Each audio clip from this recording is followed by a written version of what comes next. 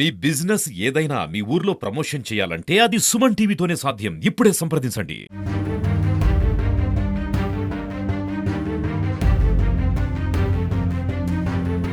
నమస్తే, welcome to Suman TV. Nizamabad జిల్లాలో నిన్న ఏదైతే చైన్ స్నాచింగ్ జరిగిందో నిజామాబాద్ జిల్లా కేంద్రంలోని రామాలయం దగ్గర ఇన్సిడెంట్ జరిగింది. సో ఈ ఇన్సిడెంట్లో భాగంగా ఇద్దరు అంటే ఒక అమ్మమ్మ ఒక మన్మరాలు ఇద్దరు కలిసి ఆలయానికి వెళ్ళి దర్శించుకొని బయటకు వచ్చిన సమయంలో ఈ చైన్ స్నాచింగ్ అనేది జరిగింది.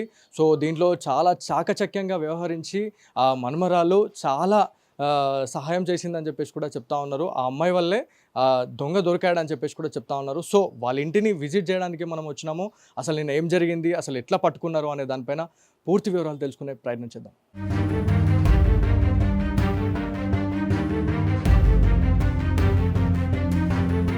సో నిన్న జరిగిన ఇన్సిడెంట్లో భాగంగా బాధితులు ఉన్నారు. చైన్ స్నాచింగ్ జరిగిన తర్వాత చాలామంది భయపడుతూ ఉంటారు. కానీ ఇక్కడ ఒక పాప చాలా సాహసం చేసింది.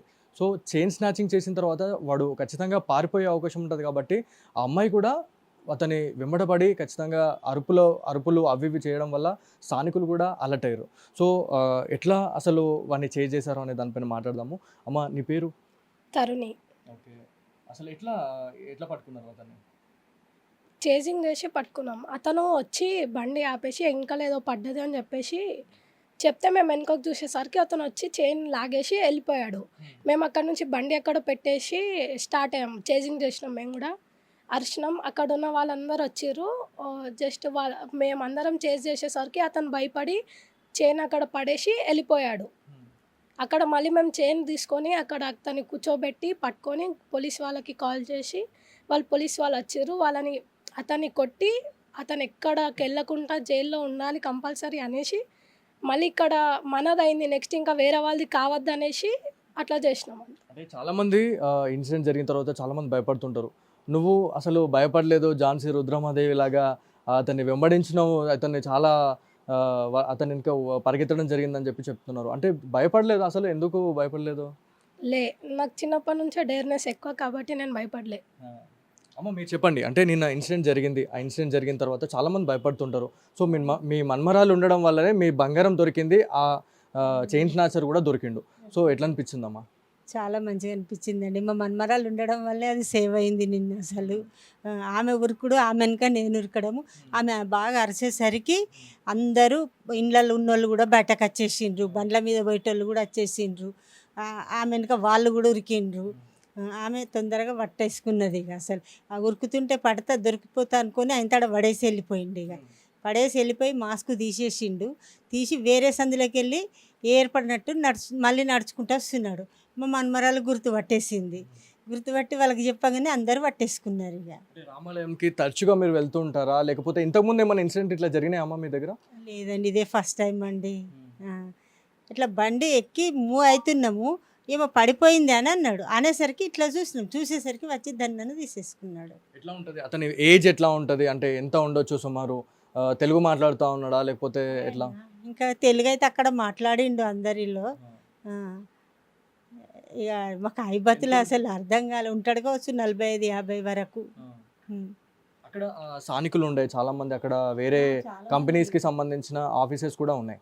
సో అక్కడ వాళ్ళు ఎట్లా రెస్పాండ్ అయ్యారు మీకు? చాలా హెల్ప్ చేసిండ్రండి. వాళ్ళు కూడా వచ్చేసి నిలబడ్డారు అందరూ. ఎందుకంటే పట్టుకున్నాక మళ్ళీ పారిపోతాడు కదా అని అందరూ నిలబడ్డారు.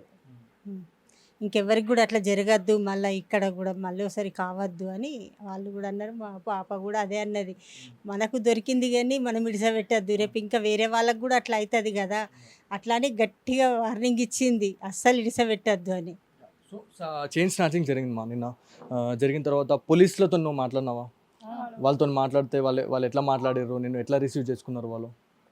నేను వాళ్ళతో మాట్లాడితే వాళ్ళు ఈమె చాలా ధైర్యవంతురాలు అనుకుంటా వాళ్ళు అన్నారు. జస్ట్ అతన్ని కొట్టడానికి నేను వెళ్తే వాళ్ళు ఏమన్నారు, వద్దులే దొరికింది కదా వదిలేయండి, ఎందుకు కొట్టడం, తిట్టిరు కదా అంతగా చాలు అని చెప్పి అన్నారు.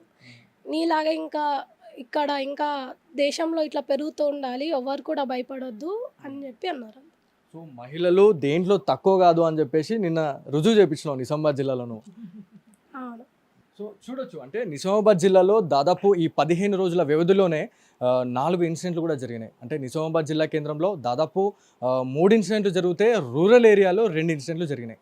సో ఖచ్చితంగా పోలీస్ అధికారులు వీళ్ళపైన ఖచ్చితంగా ఉక్కుపాదం మోపాలి, ఖచ్చితంగా కటకటాల్లోకి నెట్టాలి అని చెప్పేసి కూడా నిజామాబాద్ జిల్లాకి సంబంధించిన ప్రజలు చెప్తా ఉన్నారు. ఎవరైనా ఖచ్చితంగా బయటకి ఎక్కడికైనా సూపర్ మార్కెట్స్ వెళ్ళినా కూడా, లేకపోతే ఎక్కడికైనా షాపింగ్కి వెళ్ళినా కూడా తగు జాగ్రత్తలు తీసుకోవాలి. జ్యువెలరీ అనేది వేసుకోకుండా బయటికి వెళ్ళండి. మ్యాక్స్ అయితే ఖచ్చితంగా జ్యువెలరీని అవాయిడ్ చేయండి అని చెప్పేసి కూడా ఇప్పటికే పోలీస్ అధికారులు కూడా చెప్తా ఉన్నారు. సో మన వంతు ప్రయత్నంలో భాగంగా మనం తీసుకోవాల్సిన జాగ్రత్తలు కూడా మనం తీసుకుంటే ఖచ్చితంగా ఇలాంటి ఎఫెక్ట్ అయ్యే అవకాశం తగ్గుతుంది అని చెప్పేసి కూడా మనకి పోలీస్ అధికారులు చెప్తా ఉన్నారు. సో ఇది ఇవాళటి స్పెషల్ ఫోకస్.